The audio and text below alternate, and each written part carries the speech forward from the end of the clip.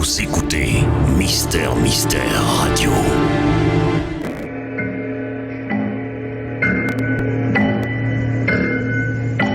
Les maîtres du mystère.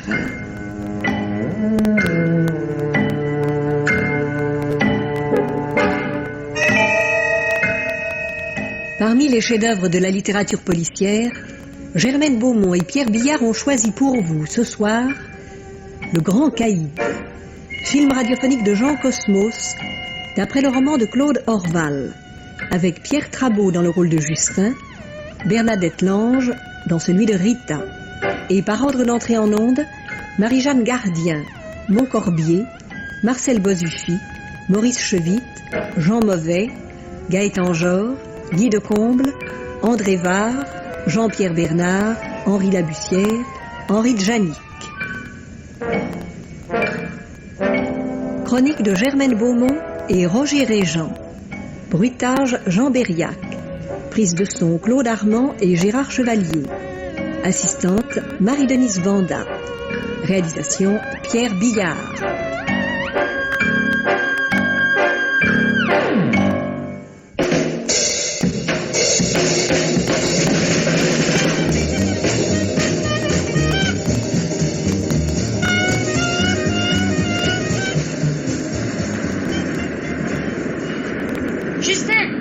Ici plutôt, viens donc.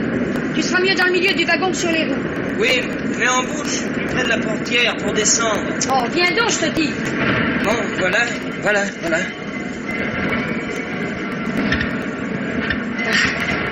Là, tu vois, tu seras bien. Dans le sens de la marche, tout seul. Personne pour te déranger. Mais là-bas, j'étais plus près des portes, tu sais, pour descendre, enfin, à l'arrivée. Oh, mais d'ici Paris, tu auras le temps d'y penser, à la descente. Eh oui. Ah, je t'ai mis des œufs là-dedans. Ah bon, combien? 3. Tu trouveras le sel dans un petit cornet de papier. Mais à boire? Du thé dans la thermos. Tu la secoueras avant de boire, hein, parce que le sucre est au fond. Oui. Mais pas trop. C'est du verre. Et tu la reboucheras bien. Oh, mais tu ne m'écoutes seulement pas. Si. Mais te retarde pas quand même, hein? Tu en ferais un nez, hein, si je t'accompagnais. Ça va tout juste être assez grand pour toi, Paris. Oh. Ta sœur, elle serait de trop. Allez, je me sauve. Tout de même, mets-moi une carte en arrivant. Hein? Oui. Allez, je me sauve. Hein? Oui, ça va. Va. Allez, va.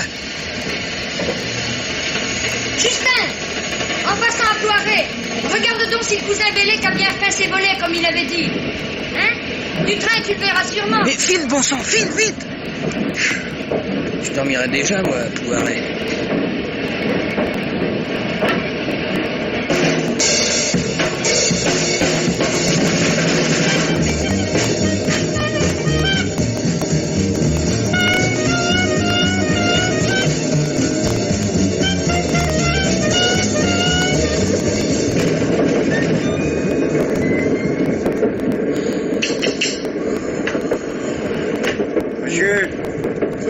Monsieur. Oui. Contrôle des billets. Ah, voilà. Attendez, c'est dans ma poche. Tenez. Merci. Dites, monsieur, à quelle heure arrive-t-on exactement à Paris? Oh là là, à 8h17. Oh, vous avez le temps de vous rendormir. Allez, bonne nuit. Oui, moi aussi.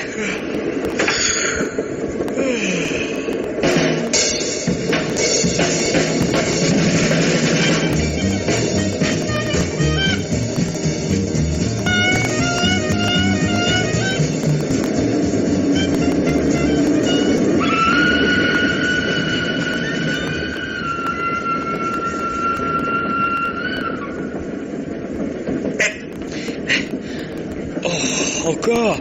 Je voudrais dormir tout de même, j'ai déjà montré mon... Ça va. J'ai pas beaucoup de temps pour la romance. Écoute-moi, Toto. Et puis écoute-moi vite, parce que j'ai les nerfs à fleur de peau. Mais qu'est-ce que... Tu vas passer la tête dans le couloir et me dire ce que tu vois. Ah bah non, si je me retourne, vous allez tirer. Fais ce que je te dis et il ne t'arrivera rien. Allez. Bon. Alors? Il y a le contrôleur au bout du couloir. C'est tout? Oui.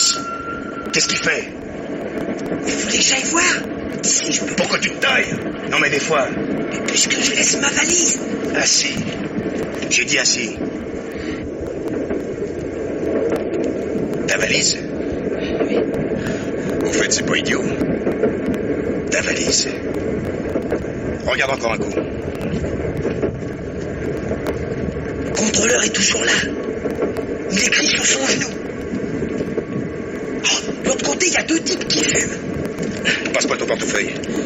Mais C'est pas pour le fric, imbécile. C'est pour être sûr qu'on se reverra. Ne cherche pas à comprendre. Descends ta valise. Bon, ouvre-la. mais Bah, ouvre. Justin Migonnet, employé de banque. eh oui. Employé de banque? Oui. Alors ça, c'est le bouquet. Bon, bah, allez vite, là. Comment ça? Oui, allez vite. Mais j'ai fait... Ça puisse, essaye. Et les chaussettes et les chemises, allez sous la banquette. Et maintenant, regarde bien. Tu vois celle-là, c'est ma valise. La mienne. Ah, c'est pas parce que je la mets dans la tienne qu'elle t'appartient, compris? J'ai pas le choix. Donc, tu me la porteras à Paris demain matin, à l'hôtel Pigalle, rue Fontaine. Rue Fontaine? C'est dans le quartier où je vais, vers l'opéra? Rappelle-toi, hôtel Pigalle, rue Fontaine. Et tu me la remettras à moi et en main propre. Bon, je demanderai qui? Tu demanderas rien, Bon. je t'attendrai. Tu me rends la valise, je te rends tes papiers et un peu d'oseille par-dessus le marché si t'as été bien sage. Et maintenant, prends ta valise et grouille-toi. J'attends la visite. Oui, pour mon linge, hein, faites-moi un paquet. Oui, allez, casse-toi.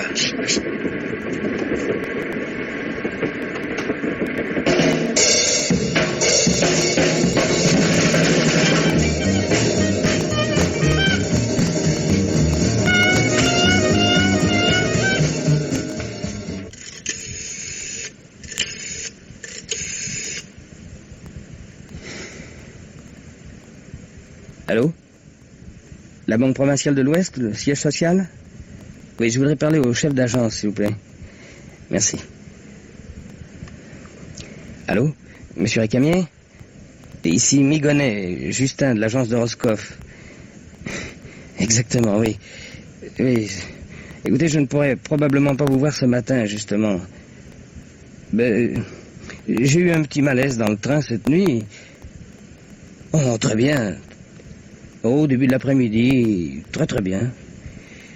Bon, un peu de repos, ce sera fini, oui. Oh, peut-être quelque chose sur l'estomac. Merci, monsieur Récamier.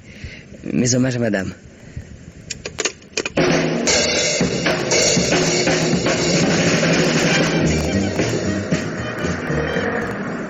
Hé, taxi! Rue Fontaine, hôtel Pigalle. Quel numéro? Quel numéro? Je me souviens plus. Ah, bon. On verra bien monter.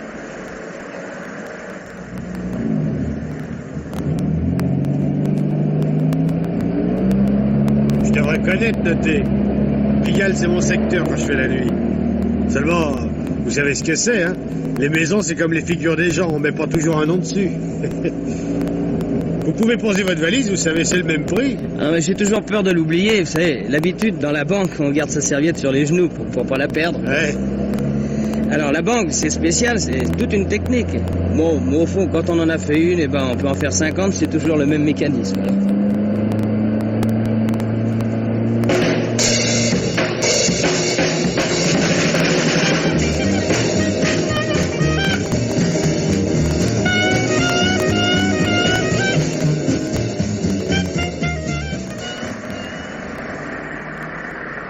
Et voilà, hôtel Pigalle.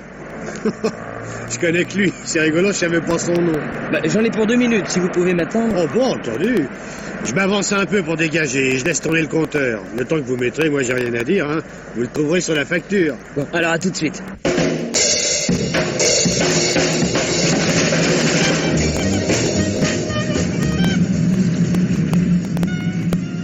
Justin Migonnet, Madame? je vous attendais. De la part de Charlie. Charlie. Ne faites pas l'innocent, je vous reconnais. Sur la photo de votre carte d'identité, vous êtes plutôt moins beau gosse, mais je vous reconnais. Et donnez-moi la valise. Ah non, on m'a dit de la remettre en main propre. Je vous ai pas demandé de me la laisser. On va aller trouver Charlie tous les deux, mais j'aime autant la tenir que de courir après s'il y avait du Sprunz. Ah oui. Elle est lourde, alors c'est plus correct que je la porte. Ouais. Dans le quartier, mon bonhomme, c'est comme chez les peaux rouges. C'est la femme qui scoltine les paquets. Ah, et puis on va pas rester sur le trottoir sans 7 ans, Charlie nous attend. Bah, j'ai un taxi. J'ai vu. En route. Bah, et mes papiers? Dans mon sac. Je dois vous les remettre quand vous lâcherez le magot. Le magot? Oh, j'ai rien dit. Donnez-moi le bras. Vous retournez pas. Il y a un type derrière nous que j'ai déjà repéré ce matin.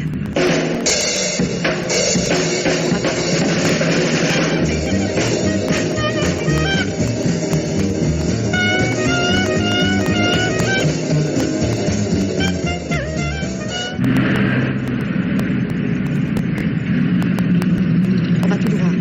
Où ça, tout droit? Tout droit, c'est tout droit. Et le pied sur le champignon. D'accord, mais à moins que monsieur... Faites ce qu'on vous dit.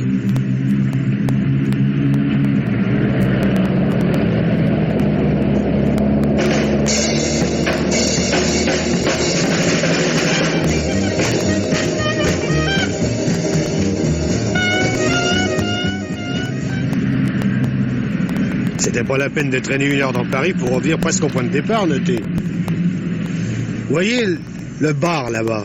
Non, pas celui où est entrée votre petite dame, l'autre plus haut. Mais c'est pas croyable comme la nuit il est rempli de beau linge. De jour comme ça, c'est plutôt triste, Pigalle. Un peu province, je dirais. Province triste. Mais la nuit, oh, vous imaginez pas. De l'étranger d'abord, et attention, de l'étranger en bordée, hein. Nickel, et sur le 31 pour plaire aux petites personnes. Ah, la française, vous comprenez, c'est réputé. Oui. Elle devait en avoir pour 1 minute, votre copine, et en fait 1 minute, hein. Ouais. Qu'est-ce que je dis? Ah oui, je dis à Pigalle la nuit. Pigalle, vous savez, Pigalle, Soho, Broadway, tout ça c'est la même chose. Ah vous avez voyagé, vous? Hein? Oh non, j'ai lu. J'ai lu et puis... cinéma. Oh! Regardez-moi ça, l'attraction noire. Oh non, si c'est permis de rouler à toucher le trottoir comme elle roule. 15 à l'heure et à gauche. Tu peux pas faire... Oh, nom de nom. Vous avez vu? Ils sont rentrés là-dedans, la pétoire au point. Oh, votre copine, elle va m'enfler, sûr. Baissez la tête. Il n'y a même plus d'heure pour les règlements de compte. C'est un monde. Font ça de jour à présent.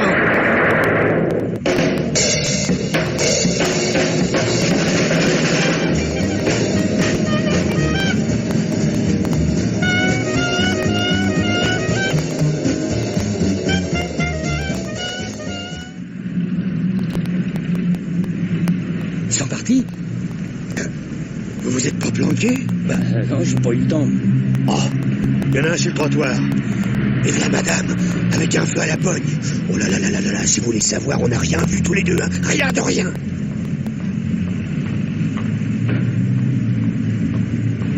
Ils ont cueilli Charlie. J'ai plus d'hommes. Et une direction, vous en avez une? Tout droit. Encore? Il n'y avait pas de commissariat et pas de feu rouge qui tienne. Ah, si vous saviez où je l'ai, le feu, sur votre respect. On n'a rien vu, personne. On est pour rien dans cette salade. Quand tu parles, je suis même pas sorti de chez moi ce matin. Sauf le cas, on aurait relevé mon numéro. Et encore, ça sera une erreur.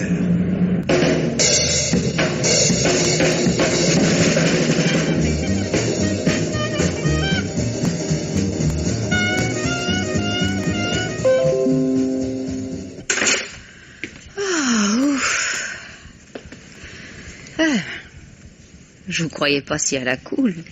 Oh, dans ma situation, j'ai aucune raison de rechercher la publicité. Résumons-nous. Monsieur Charlie est mal en point. Charlie? Il est tranquille comme Baptiste, vous voulez dire. Un chargeur dans le buffet et l'éternité devant lui. Ah. Enfin, il aura eu la consolation de descendre l'un de ses agresseurs. Pas lui? Ah. Enfin, permettez-moi néanmoins de vous présenter... Oh, écoutez, hein. Les salamalek et la longue figure. Hein. Je suis pas en deuil. Autant vous dire que Charlie, pour moi... Ah ouais, je vous demande rien. C'est vrai. Vous êtes même le premier type avec qui je me trouve dans une chambre d'hôtel depuis 5 minutes et qui m'ait rien demandé. C'est peut-être une question de quartier. L'Étoile, c'est plus select que Pigalle. Pour ce qui est de Charlie, il est gommé. Tant mieux, tant pis. Je sais pas encore. C'est le passé. C'est même le passif. À l'heure qu'il est... Eh bien, justement, à l'heure qu'il est, vous ne pensez pas que nous pourrions descendre manger un morceau, non? Vous avez faim? Oui. À vous voir, on n'imaginerait pas. Vous avez de l'estomac. Non, c'est-à-dire, j'ai un rendez-vous en début d'après-midi. J'ai rien mangé depuis hier soir. Puis alors, nous avons à faire connaissance. Acceptez mon invitation à déjeuner et nous bavarderons plus tranquillement que dans cette chambre. Ils sont comme ça, les provinciaux, vous savez, lorsqu'ils peuvent montrer une jolie femme aux Parisiens. Bon, je vous laisse, hein.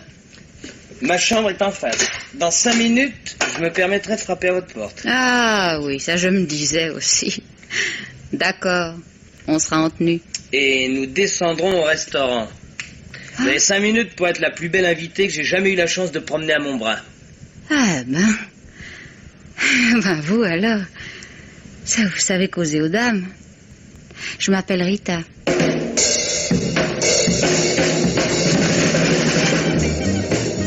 Et ensuite?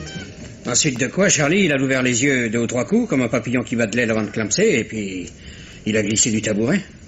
Fredo s'est penché sur lui pour vérifier le travail. Et à ce moment-là, la Rita lui en a placé une secousse entre les oreilles. On s'y attendait pas, elle a cavalé, alors on n'a pas osé tirer. Pourquoi? Vous aimez tellement pas le gaspillage. Une balle mal placée... Mettons. Et puis, en plus, elle nous a guère laissé le temps. C'est une championne, Rita. En 2 temps, hop, dans le taxi. Quel taxi? Justement, patron, au sujet de ce taxi. Oui. Eh ben, il y avait un type à l'intérieur. Et si je me trompe pas... Il me semble que ce serait une bonne chose pour vous deux que tu ne te trompes pas, hein. J'écoute. Eh ben, c'était le type du train. Celui qui nous a doublés. Essayons d'y voir clair. Vous vous laissez posséder au départ par notre ami Charlie. Oh, c'est-à-dire... Tais-toi. À quoi ressemble-t-il, l'homme du train? Plutôt moyen comme taille. Ah, les yeux dans les bleus, oui. Et un peu de moustache, je crois. Je crois. Pas de cicatrice? Non. Enfin, pas sur la figure. Un type, pour ainsi dire, pas reconnaissable. Moi, j'ai là, c'est pas pareil. Mais pour quelqu'un de... Suffit. Vous allez me retrouver ce chauffeur de taxi, hein, qui vous conduise à l'endroit où il a déposé Rita. C'est la dernière chance. Seulement, méfiez-vous. Vous n'avez plus affaire à un dilettante, là. Jouez serré. De mon côté, je vais me renseigner. Les grands caïds ne sont pas légion. Et je respirerai mieux lorsque j'aurai identifié le nôtre.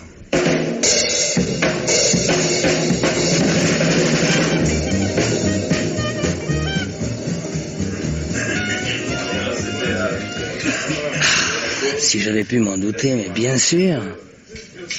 Le hold-up de Brest, mais j'ai eu toute l'histoire dans mon journal. Vous savez, toute la Bretagne connaît l'histoire. Bon sang, mais alors, les 27 millions en billets de 10 000. Et dans la valise? Oui. Oh, ben ça... C'est l'équipe de Samuel Lachine qui avait monté le coup. Charlie, qui venait pour affaires personnelles, arrive pile pour la fin de la Java. Allez, les gars sortaient de la banque. C'était pas open et mer, Charlie, pour ce qui est de calculer un peu loin, mais... Alors là, côté réflexe, une panthère. Les gars traversent. Il appuie sur le champignon, il culbute celui qui tenait le magot et il le chip au vol. Vous voulez un café? Non? Non, merci. Mais ils l'ont retrouvé comment? Oh, ne faites pas l'innocent. Tout le monde se connaît dans le milieu. Et comme le coup était imprévu, Charlie a opéré à visage découvert. C'est après qu'il a commencé à réfléchir. Il était trop tard. Il pouvait plus en sortir. Les flics d'un côté, les truands de l'autre. Il n'aurait pas tenu longtemps le coup. 27 millions. Mais les billets, ils doivent être neufs, hein, pour tenir si peu de place. Alors les numéros sont repérés. Vous dites les choses comme si 27 millions de plus ou de moins... c'est le métier, moi j'ai fait des payes de plus du double, alors... Écoutez, vos raisons, moi je veux pas les connaître. Pour l'instant, vous êtes employé de banque en mission au siège social, d'accord. Mais... vous venez de Roscoff, c'est entendu. Vous vous appelez Justin Migonnet, je marche. Ce que je veux que vous sachiez, c'est que je suis régulière. Et si vous me prenez sur le tandem, je vous laisserai pas pédaler tout seul. Vous me croyez pas, hein? Si. Parce que moi, je suis une vraie jeune fille qui gobe tout ce qu'on lui raconte. Non, après tout. Je comprends que vous n'ayez pas encore tout à fait confiance. Bon, je vous mets à l'aise. Pour la mallette, le fric, les 27 briques. Vous êtes le patron, hein? C'est vous qui décidez. Bon, je vois. La bonne en question, vous connaissez? Non. J'ai jamais pu faire mon métier en me cachant la figure. Ne soyez pas cynique et laissons de côté vos anciennes occupations, vous voulez? Voilà. Vous voulez vraiment pas de café, non? Non, j'ai soif. Bon. S'il vous plaît, garçon, vous voulez de la bière? Oui. 2 demi, s'il vous plaît. Si vous aviez la libre disposition des 27 briques, Oui. vous les rendriez à Samuel Lachine? Quoi? Parfait. Quelle part voulez-vous? Attention, garçon. Oui. Merci. Merci. Alors, Quelle part? C'est difficile à dire. Je voudrais... alors Oh, et puis zut, hein, si ça vous amuse. Oui, allez-y. Oh, Allez. je voudrais assez pour m'acheter un petit commerce en province. Genre n'importe où, hein. Mais avec un comptoir. Parce que je m'assierais derrière à longueur de journée et personne ne verrait jamais seulement mes genoux. Et... Bon, mettons 5 millions, hein? 5 millions? Oui. Alors pour 5 millions, on doit trouver. Bon, il faut donc obtenir de la banque volée une récompense de 5 millions pour la remise des 27. 5 millions de commissions, c'est un peu gros. Ça fait 17,5%. Bon, enfin, on essaiera. Mais vous, votre part? Ma part? Mais mon petit, alors qu'il est, une demi-douzaine de jeunes malpropres doivent nous rechercher, vous et moi, pour nous demander un certain nombre d'explications, nous faire passer un détestable quart d'heure. Alors, jusqu'à nouvel ordre, nous ne nous quittons plus. Ah oui? Oui, vous allez me remettre votre revolver. Oh, mais... Oui, pour la seule raison que les témoignages éventuels vous accableront, alors que j'ai une chance de passer inaperçu quelque temps encore, si d'aventure nous entrions en rapport avec la police. Ah bon? Dans votre sac, il serait une véritable pièce à conviction. Mais comment je fais, hein? Passez-le moi sous la table. Oui. Là. Merci. Oh, je le garde sur moi. Hein. Et je me sauve. Oh. Ben, dans moins d'une heure, j'aurai regagné l'hôtel. Et restez dans votre chambre. Mais où allez-vous? Ben, à mon rendez-vous. Monsieur Récamier doit m'attendre.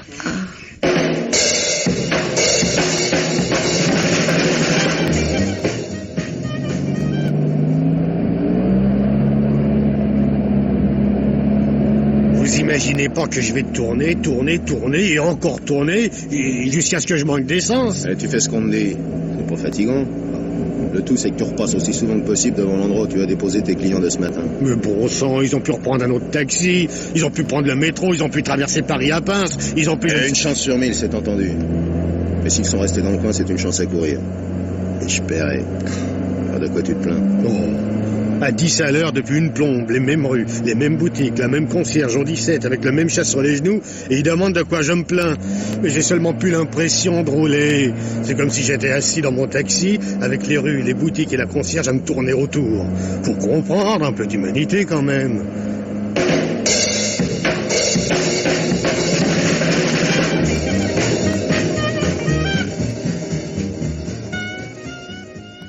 Allô? Mademoiselle Rita? Oui? C'est moi, Justin. Ah, tout de même. Vous en avez mis un temps, ça va? Ça va, très bien. Bon. Le paquet de petits beurres est à l'abri. Eh? Les petits beurres? Oui, les 27 petits beurres. Ah, oui. Consigne de la gare de l'Est. Et le bulletin est envoyé poste restante au bureau de poste en face de l'hôtel. Oh, formidable. Ça, c'est pas Charlie qui aurait eu ces idées-là. Moi non plus. Mais je me suis souvenu d'un roman policier. C'est amusant comme tout. Oui, les romans policiers, c'est toujours amusant quand on n'est pas au milieu d'un chapitre, planqué derrière une fenêtre, à se demander si c'est la maison qui tremble ou seulement vos jambes. Vous inquiétez à tort. Ils ne peuvent pas nous retrouver. Non. Enfin, pas encore. C'est même pour ça que je vais vous demander un service. Oui? Votre Charlie m'a balancé tout mon linge pour mettre sa mallette à la place dans ma valise. Oh, bah, c'était désordre et compagnie, Charlie. Mais si vous pouviez m'acheter une chemise et un pyjama à 2 pièces. Ah, à rayures. Hein. Oh, vous trouvez que c'est chic, les rayures? Moi non, mais c'est à cause de ma sœur. Ah oui, il y a autre chose aussi. J'ai pas pu trouver le cran de sûreté du... Vous voyez ce que je veux dire? Le revolver. Oui. Eh ben, alors, c'est sur le côté droit de la... du manche. Oui. Un petit peu après le déclic. Bon. Vous À tout de voyez? suite. Ah, dites. Oui. Pour le pyjama, les rayures, hein. Dans le sens de la longueur, je préfère.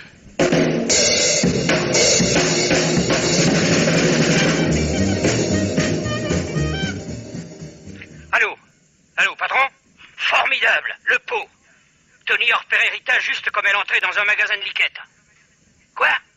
Ah oui, une chemiserie. Oui, c'est ce que je voulais dire. Oui, alors Tony dit qu'on devrait mieux avoir une tire à nous maintenant. Oui, le taxi c'était bon pour le temps qu'on tournait sur place. C'était moins repérable. Mais... Ah bon? Bon, oui, entendu. Oui, Tony m'a dit aussi de vous dire que le chauffeur lui avait dit que le matin, le type lui a dit...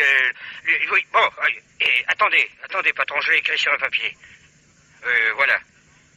La banque, je connais que ça. C'est une technique, un point c'est tout. Quand on en a fait une, on peut en faire 50. Hein? Ah oui, comme vous dites. Oui, en grand, sûr, en grand caïd. Qui revient des États si ça tombe. Chicago ou New York, ouais, si ça tombe. Hein? Et comment qu'on fera gaffe?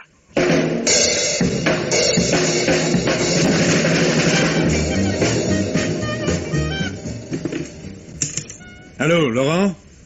Passez-moi Laurent. Laurent? Je demande Laurent. Ici, commissaire Douarel. Dites donc, Laurent... Quoi, c'est pas Laurent? Bon, alors, notez, puis transmettez à Laurent, hein? Ah, tout de même, bon, passez-le-moi. Bonjour, Laurent. Dites donc, vous allez me convoquer le chauffeur du taxi 22 PP75. C'est un particulier. Et j'ai acheté mon journal tout à l'heure, j'ai vu passer 4 fois en 17 minutes au même endroit, une allure de tortue. Et non, c'est pas un délit, mais s'arrêter en double fil au milieu d'une rue à sens unique, lâcher 2 clients qui le quittent comme on s'évade et tourner sur les chapeaux de roue, sans signalisation, quand le feu est à l'orange, ça, je veux lui en toucher 2 mots.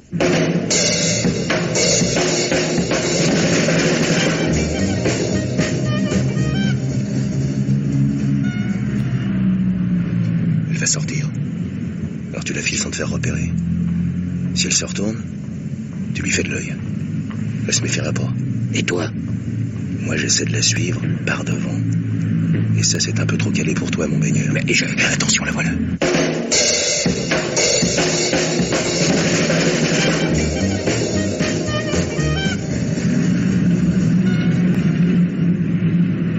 Tiens, une marchande de fleurs. Ce serait une bonne idée de lui apporter un bouquet. Mademoiselle, je voudrais... Non, je voudrais pas un bouquet, je voudrais une rose. Une rouge. Oui, c'est pour une dame. Non, pas de papier, merci. C'est bien, je vais à l'hôtel en face. Merci. Oh! Le type dans l'attraction. Il était dans le train. Oh. Rita, mon petit, j'arrive. Non, mais c'est pas possible. C'est pas possible. S'il me voit, il me coince et nous sommes aussi fichus l'un que l'autre. Quelque chose, il faut que je trouve quelque chose, que je passe sans qu'il me repère. Mais quoi? Oh, une idée, mon Dieu, une idée qui me donne 10 secondes pour passer, une idée. Oui, voilà. Mademoiselle, j'ai réfléchi, je vous ai raconté une histoire. C'est pas pour une dame, non, c'est pour faire une plaisanterie, enfin une blague, un monsieur... Un vieux camarade qui vient d'être papa. Alors je voudrais lui offrir des fleurs. Enfin, 5000 francs de fleurs. Il sera surpris, mais... Tenez, vous voyez, c'est ce monsieur qui est au volant de l'attraction, là-bas. Alors vous allez être gentil, vous allez le trouver, et puis vous lui en ferez choisir pour 5000 francs. Et puis s'il fait un petit scandale, vous laissez pas faire. Hein. C'est un très brave garçon. Alors vous lui direz, c'est de la part du petit Justin. Oui, j'ai peut-être l'air un peu idiot, mais... Pour 5000 francs, je pense que ça vaut le coup. D'autant qu'il n'en acceptera pas beaucoup de vos fleurs, vous savez. Alors suivez-moi, hein. Et à mon signe, vous l'aborderez avec votre petite voiture. Merci. Vous n'êtes pas bavarde, mais vous avez l'air intelligente, mademoiselle.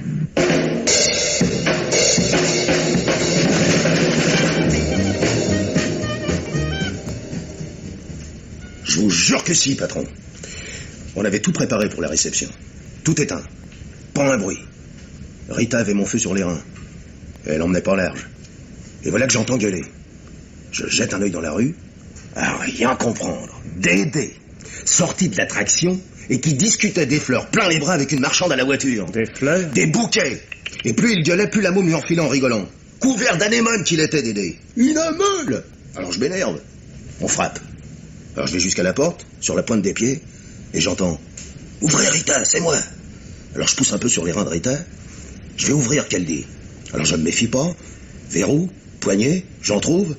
Et je reçois la porte en pleine tronche. Mais alors une ruade, un pavé, un coup de lâche terrible. Alors Pedro crie derrière moi, fais gaffe. Et j'entends siffler une balle. Pas deux, hein, une. Et Pedro se met à genoux. C'était le caïd. Le feu au poing, tir à vue. Un champion, hein. Il attrape Rita par le poignet et il pique sa valise sous le Pajot. Il dégringole l'escalier. Alors de la fenêtre, je regarde quand même par-dessus mon nez qui saigne dans quelle direction il file. Et je vois Dédé encore dans ses bouquets avec tout un rassemblement de bagnoles qui se mettent à klaxonner. Et un flic qui s'amène. Et les deux autres qui se taillent bras dessus, bras dessous comme des amoureux. Ah, je pourrais pas vous expliquer comment on a réussi à s'en sortir, mais on s'en est sorti tout de même, ce coup-ci. Ce qui veut dire que la prochaine fois, on devrait laisser tomber, patron.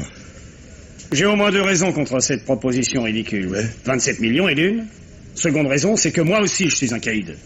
Puisqu'on veut la guerre, nous ferons la guerre. Ouais, juste sous cet angle-là. Prépare-toi, Dédé et toi, vous serez de la prochaine patrouille.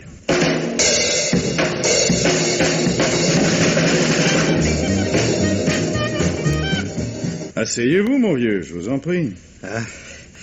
C'est pas de refus. Que vous, messieurs, me convoquiez, moi, j'en ai les jambes toutes molles. Non, c'est vrai, quand on n'a rien à se reprocher, on se demande bien ce qu'on peut avoir à faire. Cigarette. Oh là là. Moi qui suis l'honnêteté de la corporation, vous me traitiez comme si j'aurais quelque chose sur la conscience. Non, vous n'allez pas vous frapper pour de petites marques d'estime tout à fait dans la ligne de mes habitudes. Qu'est-ce que vous pourriez craindre de ma part, hein? Je me le demande. Rien? Exactement. C'est pas parce qu'on vous a vu tourner pendant des heures dans le quartier de l'Étoile. Ah, ça y est. La concierge, elle en croquait. Non, mais j'aurais dû m'en douter. Mais j'y suis pour rien, moi, dans ce micmac. Les deux types m'ont forcé. Le client, c'est le client. On comprend les taxis, on s'arrête. Pendant la morte saison, on choisit pas ses têtes. Montez, messieurs. Vous imaginez que ça s'enfuse, une course de Pigalle à l'Étoile? Mon ami, soyons sérieux. Et jouons pas au plus fin, hein? On sait ce qu'on sait. Pigalle, c'est Pigalle. Oh là là. Ah, c'est quand même malheureux. Écoutez, commissaire, sur la tête de ma belle-sœur, j'ai rien vu ce matin. Ça s'est passé à l'intérieur du bar, quand la bonne femme est sortie rejoindre son type dans mon taxi. J'ai pas demandé d'explication. On file, je veux même pas me retourner.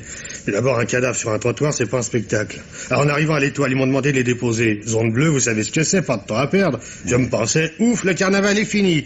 Et là, les deux autres... Dites donc, parlons donc plutôt du gaillard qui attendait la fin du règlement de compte à l'ombre de votre véhicule. Vous pensez bien que je vous aurais pas dérangé pour si peu de choses qu'un règlement de compte, hein? Oui. Ah, lui, alors, c'est le plus fortiche. Tiens. Si j'aurais su, comment je te l'aurais laissé en plan, Montparnasse. Ça vous arrive de Bretagne avec l'air d'un breton, une valise de 4 sous et des yeux de bedeau, et ça connaît les 10 parties du monde. Soho, Broadway... Ah oui? Oui. C'est un dur. Non, un vrai. Un caïd. Non, pile. Non, c'est bien simple, quand ils en parlaient, mes zigotos, ils devenaient... cérémonieux, si j'ose dire. Cérémonieux, le grand caïd qui disait. Le grand caïd. Eh ben, c'est parfait. Debout. Pardon? Et cessez de sourire imbécilement, s'il vous plaît, hein? Vous m'avez appris de belle, je vous prie de le croire. On vous convoque pour des bagatelles, vous avouez des infamies. Blondeau, Laurent. Et nous allons nous occuper de ce monsieur. Alors, je veux les signalements de tout le monde. Les deux types de l'Étoile, la femme et le caïd, celui-là surtout. Ce type qui arrive de Bretagne, je ne serais pas étonné du tout qu'il soit dans le coup du hold-up de vendredi. Allez, mon gaillard, nous faites pas perdre de temps. Dès que j'aurai téléphoné à Brest, dès que j'aurai téléphoné à Brest, vous me montrez à Pigalle, hein? Et mon travail. Le mien d'abord. Je veux Brest. En urgence, hein? Mais j'attends. J'ai dit j'attends. À partir on commence. Question stupide. Par le grand caïd. Ah bon? Eh ben, pour la taille... Ouais. Plutôt moyen. Pour la figure... ordinaire, mais... oui, plus longue que large. Ouais. Mais avec des yeux de bedeau.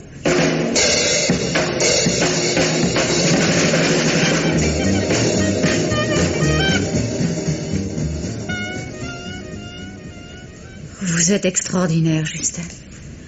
Vous étiez dehors, libre de laisser tomber, prévenu que j'étais aux mains de crapules dont vous ignoriez le nombre. Vous vous engagez dans le piège, volontairement. Vous assommez Tony d'un coup de porte, vous logez une balle dans l'épaule de Pedro, le plus rapide tireur de Pigalle, vous m'attrapez d'une main, la valise de l'autre, et lorsque nous sommes sortis de ce guêpier, la première chose que vous me dites, c'est « Excusez-moi si je vous ai un peu bousculé. » Et vous voulez encore me faire croire que vous êtes employé dans une banque à raison de 62 000 francs par mois. Ouais, c'est la vérité. Non, Justin, mais ça m'est égal. Je vous jure que je ferai semblant de le croire autant qu'il vous plaira. Oh, n'en parlons plus. C'est maintenant que nous jouons la partie la plus serrée. Alors écoutez-moi bien. Je vous écoute. Je vous ai ramené à votre ancien domicile pour la seule raison que ce n'est plus vous que l'équipe de Samuel cherchera à retrouver. Mais moi. Et je pense qu'ils vous laisseront tranquille, mais vous serez surveillés. Jusqu'à ce qu'ils me trouvent. Mais comment, jusqu'à ce qu'ils... Non, laissez-moi finir. À un moment ou à l'autre, la police, qui elle ne désarme jamais, apprendra votre retour ici. Par le gérant ou les bonnes, enfin peu importe. À son tour, elle vous surveillera. Mais vous aurez pour elle infiniment de reconnaissance, parce que la police, c'est un peu comme le bon Dieu. Vous savez, les gens affectent de l'ignorer, voire de la mépriser, jusqu'au moment où ils implorent sa protection. Oui, Non, alors je vais pas terminer. Je vous appellerai toutes les 3 heures. Mais Justin, il faut me dire où vous allez, ça il faut. Toutes les 3 heures. Au premier manquement à cette convention, vous courez prévenir la police. Bon. Pas avant. Ça serait renoncer au petit commerce de province et compromettre nos chances d'en finir avec cette histoire de la façon qui me convient. C'est-à-dire? Vivant. Non, mais Justin, mais je... Si je m'en sors, je vous serai reconnaissant d'oublier ce qu'il me reste à dire. Que vous le croyez ou non, oui, je suis employé de banque, et oui, je gagne 62 000 francs par mois, plus un mois double en 2 moitiés, mais ça compte, ça. Je ne suis ni très courageux, ni très sportif. Au service militaire, on m'a réformé pour inaptitude physique, et je n'aime même pas jouer aux boules parce qu'il faut les lancer trop loin. Non, je n'ai donc rien de séduisant ni d'héroïque. Si j'avais pas été atrocement fatigué par le voyage, j'aurais réfléchi à 2 ou 3 choses en arrivant à Paris. Par exemple, une visite au premier commissariat venu. Monsieur l'agent, voilà une valise, je ne sais pas ce qu'il y a dedans, mais c'est votre métier de vous en occuper, et par la même occasion, veuillez noter qu'une sorte de gorille m'attend à l'hôtel Pigalle rue Fontaine pour me restituer ma carte d'identité qu'il m'a dérobée par contrainte. Et s'il ne veut pas vous la rendre, prenez note de ma déclaration de perte. Au revoir, monsieur l'agent. Enfin, ça c'était réglé. Seulement, j'étais fatigué. Et puis, à vrai dire, un peu de curiosité, l'envie de se faire un souvenir, des choses à raconter aux copains, enfin... Bref, je suis allé au rendez-vous. Pas de Charlie, mais vous étiez là, vous. Un autre type est entré dans ma peau. Ce que vous avez pu faire dans la vie avant de monter dans le même taxi que moi, vous savez, je m'en contrefous. Moi, je suis un homme tout neuf depuis 2 jours. Il n'y a aucune raison pour que vous ne soyez pas une fille toute neuve. Enfin, ça sera comme vous voudrez. Mais enfin, s'il m'arrive... Enfin, si ces messieurs me font subir le sort auquel ils doivent me promettre, n'oubliez pas que Justin Migonnet vous fut infiniment reconnaissant d'être aussi belle que vous êtes et assez naïf pour lui découvrir du prestige. Dans le cas contraire... Épargnez-moi le ridicule, je comprendrai parfaitement que votre idéal masculin se porte sur un plus valeureux candidat. Bon, maintenant, Rita, si vous le permettez, je prendrai congé, on m'attend. Justin... Non, il est urgent que je me fasse présenter à cet horrible Samuel Lachine. Urgent. Parce qu'à vrai dire, je ne vais pas tarder à me laisser gagner par une trouille. Mais une trouille...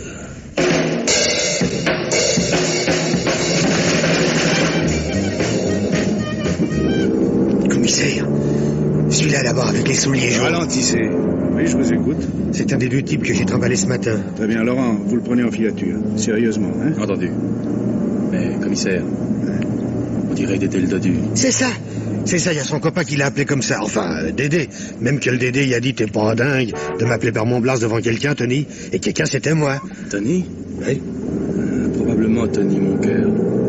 Vous savez, il fait souvent équipe avec Dédé pour leur trafic de cigarettes. Oh, vous êtes drôlement au courant, vous. Vous aurez pas vu où je vous ai vu, je vous croirais pas de la grande maison.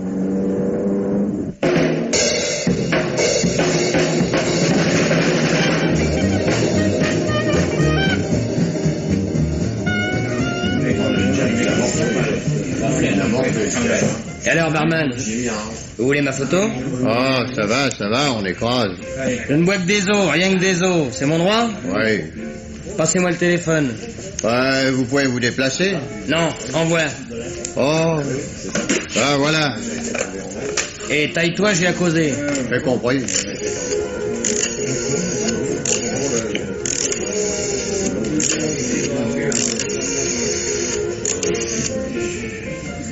Allô?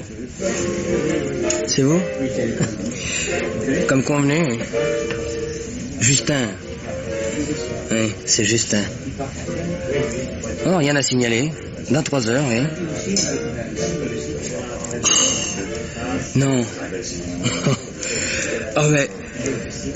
Mais alors, moi aussi, mon petit, pour la vie. Oh non, ne vous en faites pas. Moi aussi, je vous embrasse. Barman! Ouais. Un scotch. Ouais. Un double scotch. Ah bon. Et si quelqu'un dans l'établissement trouve à redire, 2 tartes dans la figure. Merci. Je bois à la santé de Samuel Lachine et de tous les petits caves qui lui mangent dans la main. Je bois à la mémoire de Charlie. Je bois aussi à une attention particulière qui a les yeux bleus, les plus beaux yeux bleus qu'on puisse rêver derrière un comptoir de province.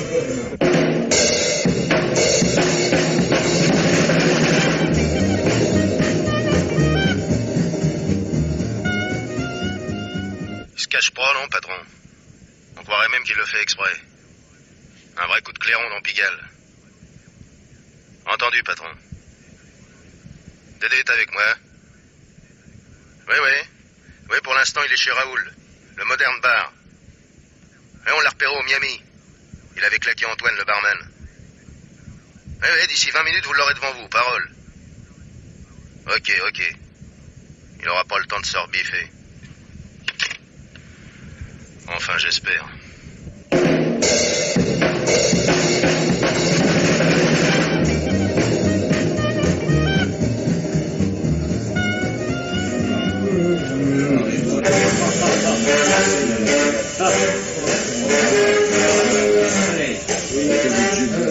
Je vous demande poliment de couper cette musique.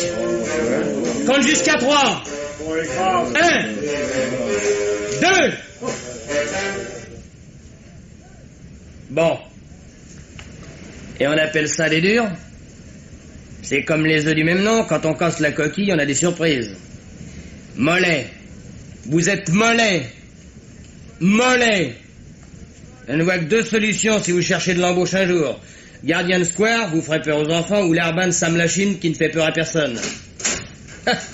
Et voilà du nouveau. Allez hop, descends de ton perchoir. Et les pattes en l'air. Eh ben c'est pas trop tôt, hein, on allait se fâcher. Eh, prends-lui son feu, Dédé. On le prenait pour un poulet tellement qu'il était provoquant. On aurait su. Vous auriez su? Rien, rien. Hé, tu te rends compte, son feu, une balle dans le canon et le camp de sûreté en l'air. Gonflé alors. Alors t'as t'es gonflé. Ah bah je suis comme je suis, et pour ce qui est du camp de sûreté, j'ignorais. Ouais, laisse tomber. On va faire un tour. Pas d'esbrouf, pas de scandale, hein. Un seul geste, un seul cri, et je te plombe. Il y a une traction à 50 mètres à droite.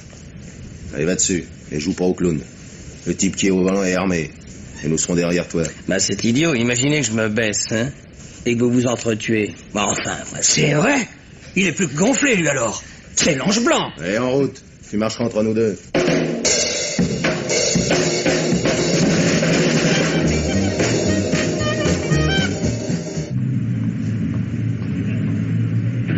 Attention, les voilà. Alors, coup de sifflet. Vous tombez sur le paquet, hein.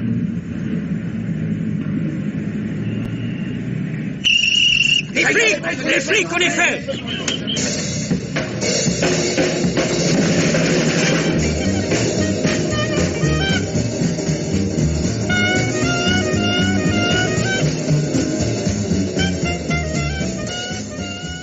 Une armée de pèlerines, patron. Une armée. Alors plus question de prendre la voiture. D'ailleurs, Marcel l'attendait pas. Alors on s'est mis à courir et j'ai eu que le temps d'éviter son croche-pied. Dédé, lui, n'a pas eu ce réflexe? Non, j'espère qu'il ne se sera pas blessé en tombant. De toute façon, la police le soignera, vous savez. Ah, je n'aime pas cette ironie. Dans ta situation, je serais d'une extrême affabilité. On est venu par le métro. Ah oui, j'ai pensé que c'était le seul moyen de distancer la police. Les rues devaient être gardées. Ouais, c'est lui qui a eu l'idée, hein, mais ça c'est vrai, patron. Je n'ai pas le temps de réfléchir beaucoup. Mais rien ne me plaît dans cet agencement des faits. Nous y reviendrons plus tard. Dans un quart d'heure, nous devons être loin. Vous pensez que Dédé va se mettre à table? C'est la seule certitude que j'ai dans toute cette histoire. Et c'est bien aussi sur elle que notre ami a fondé l'essentiel de sa manœuvre, j'imagine. Malheureusement pour lui, la police trouvera le nid vide. On pâlit, hein. On se rend compte. Le nid sera vide avec juste notre ami encore tiède assis à ma place. Cette jolie lame plantée entre les épaules. Mais c'est un mauvais calcul. Le plus grand caïd ne tient pas le choc devant une arme blanche. Vous avez mes papiers, vous savez bien qui je suis. Ces papiers, ces papiers. Il est impayable.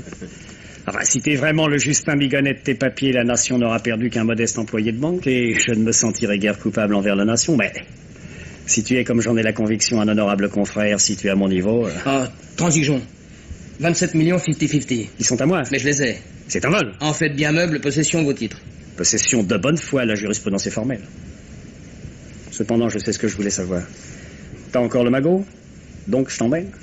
Oh, j'ai eu très peur pour toi. Et moi donc? Nous discuterons. Voilà, nous discuterons. Allez, en route.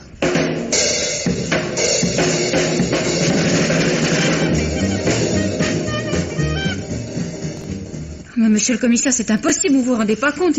Ils vont le tuer. Et lorsque nous sommes arrivés à l'adresse indiquée par le dodu, ils avaient pris le large. Personne. Je sais aussi bien que vous ce qui risque. Enfin, vous n'aviez qu'à parler plus tôt. Et il devait appeler toutes les 3 heures, j'ai attendu.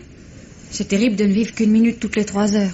Et maintenant... Ah, vous devenez impossible dans le milieu. Réglez vos comptes, bon sang, mais laissez-nous tranquilles lorsque vous faites une erreur d'opération. Mais lui, il a rien à voir avec le milieu, c'est un petit breton.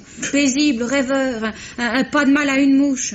Un cave, quoi. Une pomme. Mais alors pourquoi est-il entré dans cette cuirasse de chevalier sans peur et sans reproche? Pourquoi s'est-il engagé dans ce cul-de-sac où n'importe comment il risque de se transformer en cible de fête foraine? Pourquoi, s'il n'a rien à craindre de nous, ne s'est-il pas arrangé pour que nous lui mettions la main dessus en même temps qu'à Dédé le dodu, quoi? Il vous prend pour le bon Dieu. Moi? La police? Il me l'a expliqué. Vous avez raison, c'est un cave. Allez, c'est bon, je ferai ce que vous m'avez demandé. Oh, merci, commissaire. Mais je vous en prie, ne vous forcez pas, hein. Mais dites-moi, quand Charlie s'est fait descendre, on aurait vu une femme se servir d'un automatique et on aurait retrouvé un cadavre sur le macadam. Ah? Oui, Et c'est embêtant pour vous, ça.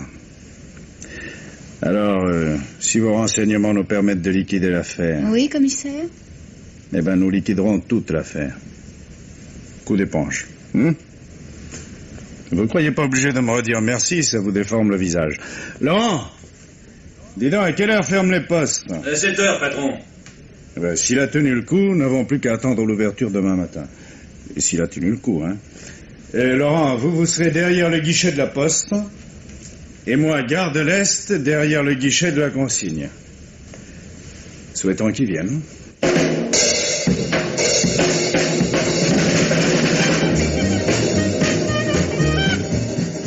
Je comprends pas, patron.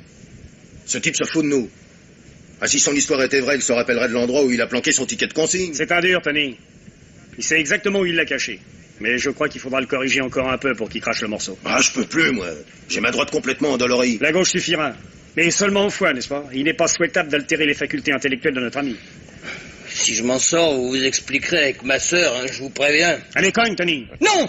Non! Quelle heure est-il? Pourquoi? Pour l'honneur. Savoir combien de temps j'ai tenu le coup. À Chicago, j'ai tenu 3 heures devant Costello. À Saïgon... Ah, je préfère ce langage. Ça, c'est un homme. Eh ben, il est 7 heures. 7 heures? Oui. Je jette l'éponge. Le ticket de consigne est dans une enveloppe à mon nom, poste restante, bureau de la rue La Pérouse. Enfin. Tony, tu repars, rue La Pérouse, hein. Prends sa carte d'identité. Le pouce sur la photo, tu dois faire illusion. Et ensuite, la consigne de la gare de l'Est. D'accord. Mais pas ce soir, patron. Immédiatement. La poste, patron, elle ferme à 7 heures. Ah, c'était donc ça. Ah, c'était ça qui faisait tenir, hein. Demain matin, Tony, dès l'ouverture, à la poste. Hein. Et si monsieur nous a joué un tour...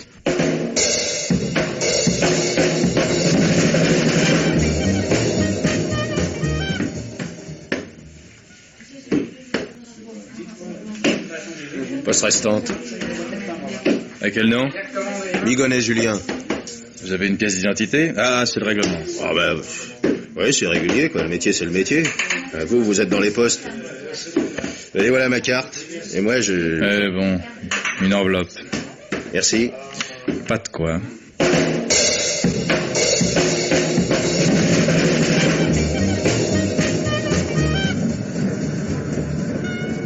Une valise comment?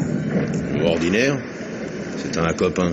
Je le connais pas. Ça m'aurait évité de chercher, donnez-moi le bulletin. Merci. C'est du billard.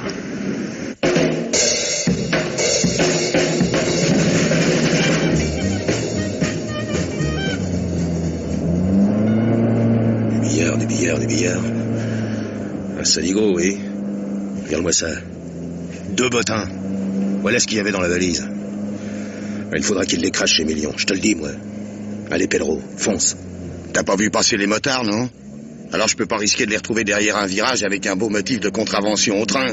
Ouais, bah t'occupe. Il perd rien pour attendre, le caïd.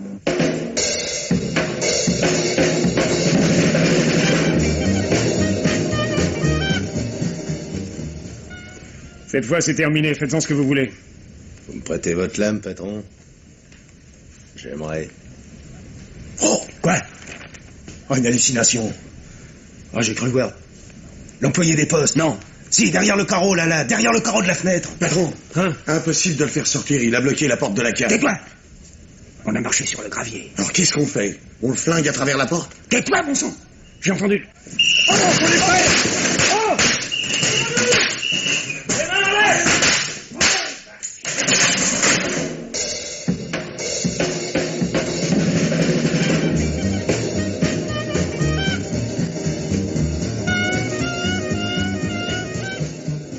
Je croyais qu'il revenait me tuer, moi, avant de fuir.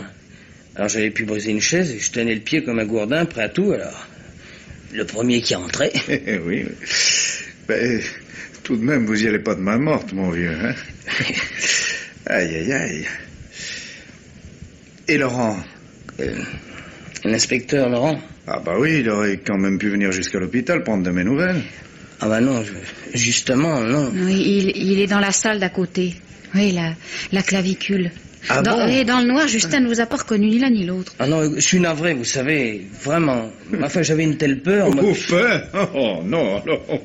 Vous peur? Non, mon vieux.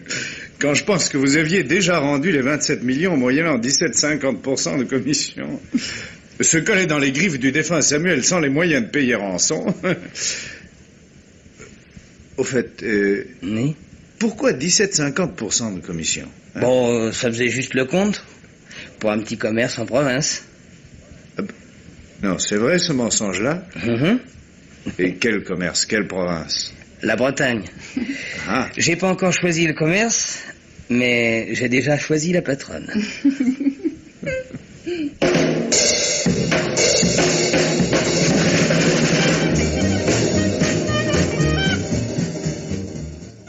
Et maintenant, Germaine Beaumont vous parle du dernier livre qu'elle a lu pour vous. Pour une fois, Carter Brown, dont nous avons signalé la verve et le sens du dialogue, a trahi son détective de choix, le brillant Ralph Lindsay, policier en uniforme, au bénéfice d'un simple privé, Danny Boyd. Est-ce pour cette raison que le dernier Carter Brown, intitulé Bouche que veux-tu, et publié dans la série noire Gallimard, m'a semblé quelque peu en perte de vitesse? Non que Danny Boyd soit moins que Lindsay amateur d'alcool, de bagarre et de demoiselles plus galbées qu'elles ne sont vêtues, mais simplement parce qu'à force de vivre au superlatif, on s'essouffle, et que lorsque l'auteur s'essouffle, le lecteur n'est pas loin d'en faire autant.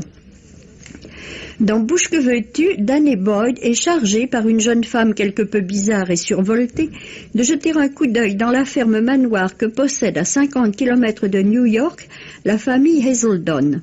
Cette famille comporte le père, veuf et administrateur, probablement véreux, d'une colossale fortune, une fille aînée, Martha, qui est précisément la cliente de Boyd, un frère Philippe, qui a disparu récemment, et la fille cadette, Clemmy, dont, selon Martha, les jours seraient en danger.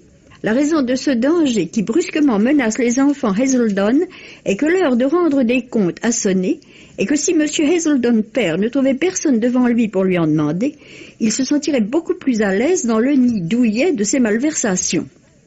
Boyd, qui accepte de s'occuper de l'affaire, va trouver dans la ferme Hazelden des surprises capables de faire reculer un homme comme lui, qui cependant n'a pas froid aux yeux. D'abord, il se heurte à une sorte de gorille humain qui essaie de lui interdire l'entrée du domaine, puis à la hideuse découverte d'un cadavre, puis à une demoiselle de compagnie assez curieuse, puis à la jeune Clemmy dont, bien évidemment, la place serait dans une clinique psychiatrique. Il finira bien entendu par réussir dans son enquête. Il est très rare en effet qu'un détective ne réussisse pas à mener à bien une enquête. Mais soit que celle-ci soit pénible, soit que nous regrettions Ralph Lindsay, nous n'éprouvons pas l'euphorie habituelle que nous inspire l'auteur. Bouge que veux-tu par Carter Brown est publié dans la série noire Gallimard. Roger Régent vous parle du dernier film qu'il a vu. Il y a dans le film anglais Subway in the Sky, qui passe en France sous le titre Cri d'angoisse, une scène qui déclenche dans la salle un rire énorme. Malheureusement, cet effet n'était pas voulu par les auteurs. C'est une scène de bagarre. Hildegarde Neff est assailli par un jeune chenapan résolu et musclé.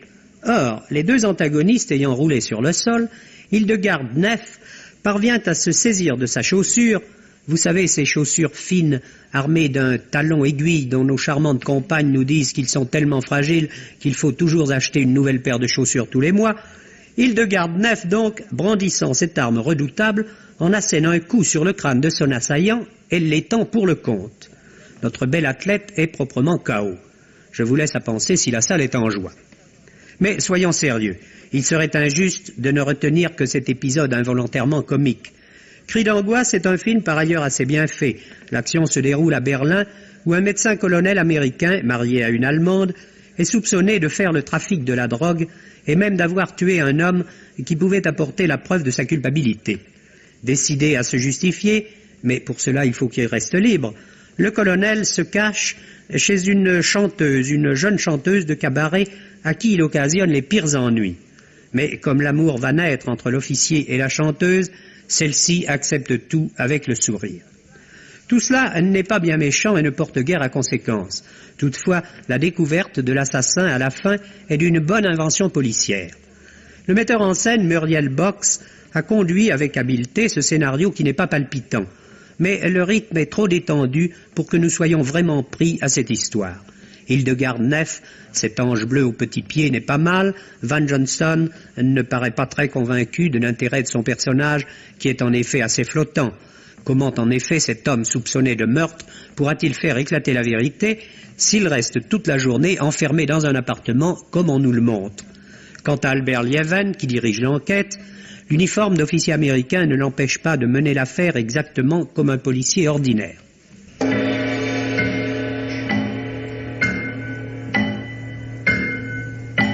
Les maîtres du mystère.